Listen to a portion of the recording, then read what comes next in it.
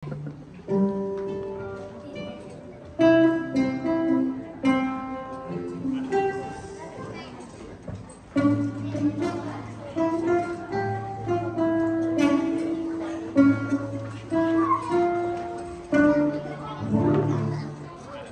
giác trong anh lúc này chẳng dám yêu ai thật lòng, vì những cơn thương đau nào tìm thôi xung động.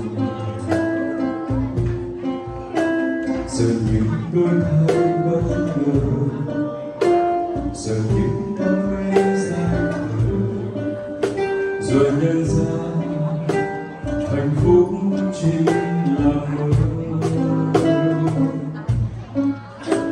Thật khó để em chấp nhận và gió đi bao ngàn năm, dù có đôi khi tiếng yêu đã đến thật gần.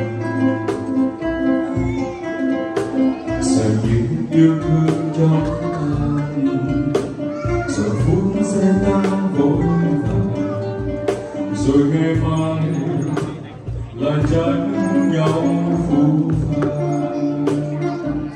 Giờ lắm khi yêu một ai quá nhiều, mình chẳng nhận ra những điều mà đôi khi con tim quá yêu nên làm mơ đi. Vì chỉ giờ lắm khi yêu rồi quay trở lại, giờ những cảm giác lớn dài, giờ người thân thấy em thương hại để mới quay lại.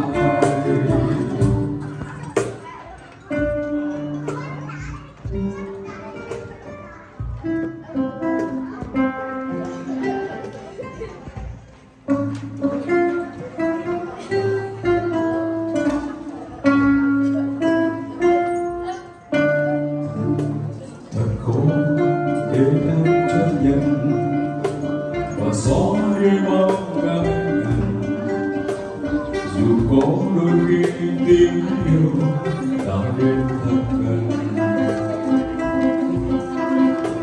Giờ những yêu thương trong ta, giờ phút giây ta vội vàng, rồi ngày mai lại tránh nhau phũ phàng.